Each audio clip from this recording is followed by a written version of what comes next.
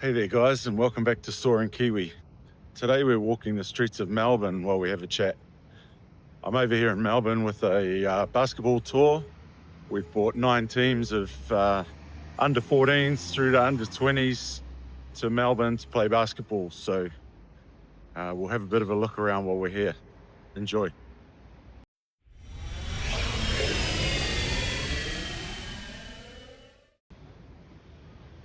So Melbourne's a beautiful city, lots of greenery, beautiful streets, great food, great coffee, great culture, lots of art, lots of graffiti.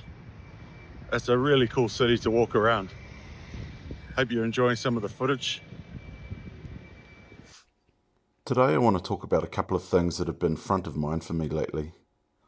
Community and fear and anxiety. They may seem unrelated, but hopefully I can connect the dots. The first thing I've been thinking a lot about lately is community. Being here in Melbourne has reminded me how important it is for me to be around people I love and share things in common with. I'm here with several coaches and managers and even parents of athletes that I really enjoy being around. One of the parents here with us in Melbourne used to play cricket for New Zealand. He said he was going to watch my YouTube, so I hope he hears this. He's a great example of someone I met through giving my time to this sport, who I've really enjoyed getting to know. I've also run into so many other people I know around the courts here in Melbourne, even starting at the airport. It's really brought home to me how important relationships and community are to me. I've always been a social person that enjoys interactions with a variety of people. I love being around others, and since being on my own the last 3 years, I've spent a lot more time by myself than what I enjoy. I do feel loneliness very strongly. I'm not sure if that's normal or if I'm unusual in that. I wonder if it comes with being a social person. Regardless, I've become acutely aware that community is super important to me. We've always opened our home to many people over the years. We've had many people come and stay with us, live with us, that have needed somewhere just for a short time or some for a longer period of time. And I've really enjoyed having people around, having input into people's lives, being able to help people. That's all part of the community that I love. This then brings me to the second thing I wanted to discuss, fear and anxiety. I don't believe I've ever experienced anxiety previously. Maybe a little depression over the years, but I've never been an anxious person. However, in the last few months, I've started to feel this ball in my chest. It's like a heavy weight sitting on my rib cage, making breathing a bit short. I've found I've been able to take some deep breaths and make it go away. I've now come to the conclusion that I think it is anxiety. I was speaking to a good friend about it, and she sent me a karakia, which is Maori for a prayer or incantation. I'm going to read it to you now in both Maori and English. Ha ki roto, ha ki waho, kia tau te mauri e kōkiri nei. I ngā piki me ngā heke, ko te rangimari tāku e rapu nei. Tihei Maori ora. Translated, it's breathe in, breathe out. Settle the mauri that stirs inside of me. Through the ups and the downs, it is peace that I seek, breath of life. Considering and speaking this karakia has also helped, but what has brought on this anxiety in the first place?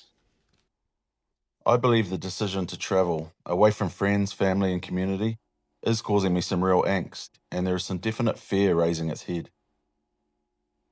So now I have to decide, how do I deal with this? I think first of all, I have to let myself feel this and not get mad at myself about it.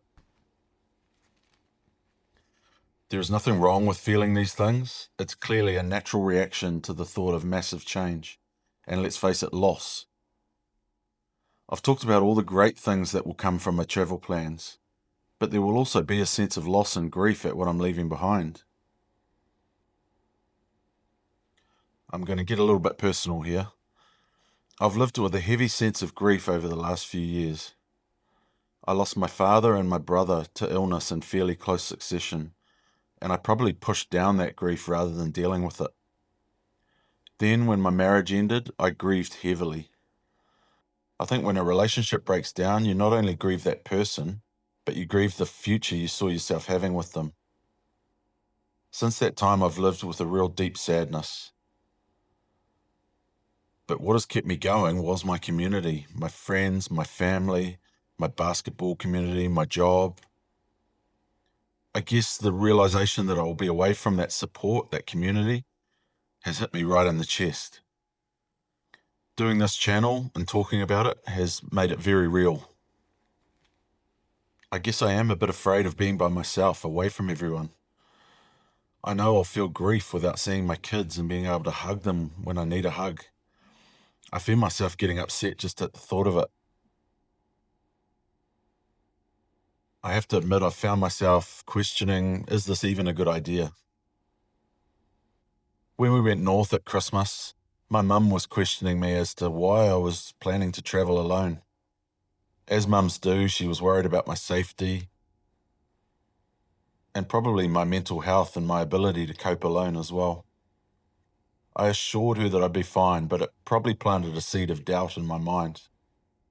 Will I actually be okay leaving everyone behind and flying off into the unknown? It's actually a good question to consider. I've never been a fan of traveling alone.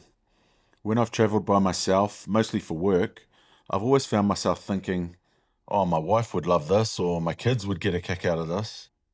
I would always wish the people I loved were there to share it with me. I'm sure there will be many similar moments as I see some amazing things on my adventures around the world. I know I'll feel that yearning to share these moments with someone, especially my kids. Speaking of my kids, I do worry that they'll think I'm abandoning them when I head away. Even though they're all in their 20s, they still need their dad sometimes. Am I actually being a bad father considering this? Or, as people tell me, have I done my job and it's okay for me to now do something for myself? I do struggle with this as I don't want to fail as a father like I feel I failed as a husband. I've also started to worry about retiring and whether I'll have the financial means to do this. So much so that I've enrolled in a class to learn to teach English. This will give me something to fall back on if I'm away and my investing and trading don't work out. But I'm finding these fears creeping in more and more. I'm probably a bit of an overthinker. Some of you are probably going, duh, is it so obvious? But with all these things rattling around in this brain, it's probably no surprise that some anxiety has kicked in, I guess. So the question is, what am I going to do?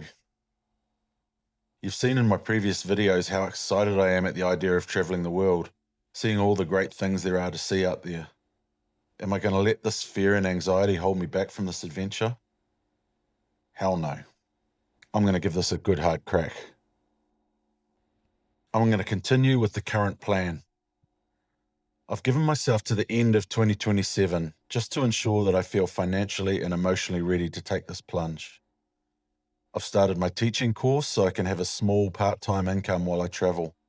I figure this could also offer some sense of community as I get to know my students and other teachers as well.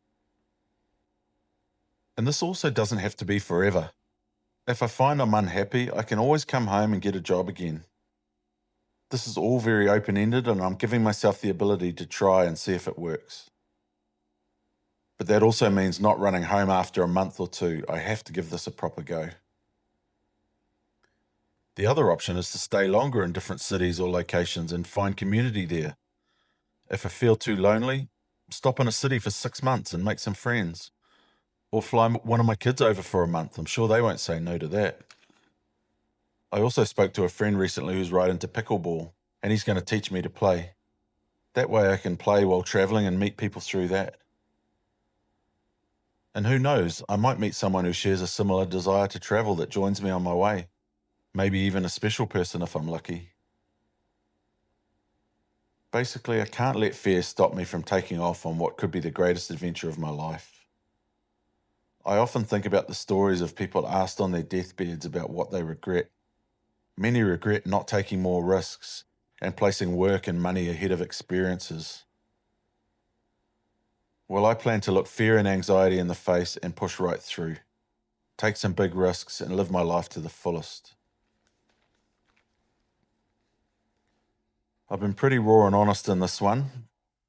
I'd love to hear from you in the comments if this resonated with anyone else. Let me know if you've dealt with anxiety and how you pushed through it. If you enjoyed the video, please also like and subscribe. It'll help build the channel. Thanks again for watching. I hope you enjoyed the sights of Melbourne. We'll catch you in the next one.